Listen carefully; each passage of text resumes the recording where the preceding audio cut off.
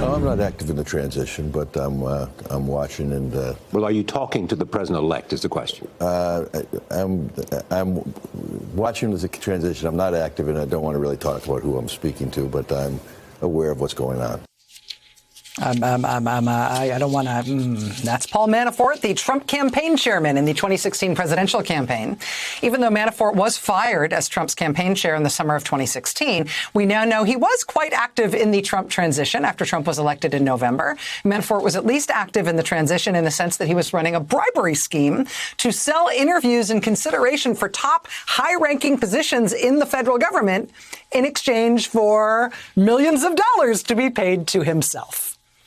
Paul Manafort, of course, was convicted on multiple tax and bank fraud felonies. Convicted by a jury on some counts, he pled guilty to other counts.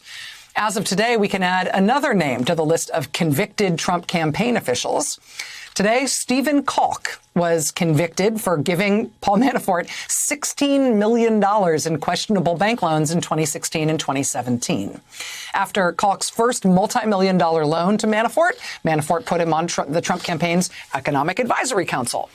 The second Manafort loan application looked dead at Calk's bank until all of a sudden it looked like Trump might win the election on election night, at which point Stephen Calk revived that second loan application, shoveled the millions of dollars to Manafort, and then sent Manafort a list of Trump administration jobs he wanted to be considered for, starting with Secretary of the United States Army.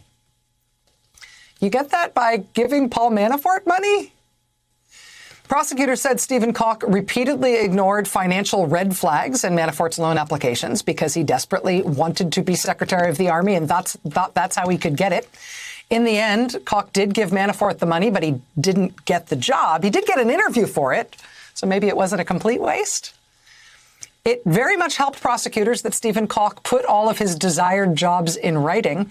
In an email to Manafort during the transition, he listed in ranked order his favored, quote, prospective roles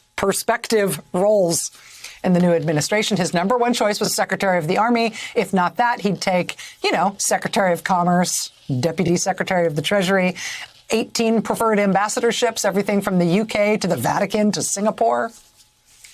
The jury today deliberated for less than 2 hours before delivering their guilty verdict. I should note that Stephen Calk's lawyer closed his argument with an unusual defense. He said, quote, what really matters to Donald Trump is how you do on TV. And Mr. Calk did well on TV. It's not like the Trump cabinet was full of all these, government, longtime government people. In other words, it was plausible. Stephen Calk was convicted on both counts he faced, financial institution bribery and conspiracy to commit financial institution bribery. Paul Manafort, of course, is his unnamed co-conspirator. Manafort pled guilty to multiple crimes related to these interactions with Stephen Calk, but of course then he was pardoned by Trump before Trump left office. Stephen Calk now faces a prospective maximum prison sentence of up to 30 years. For taking part in a bribery scheme in which applicants were clearly considered for the highest Trump administration posts, including military and national security posts, in exchange for millions of dollars in cash. The grift headlines will never stop, will they?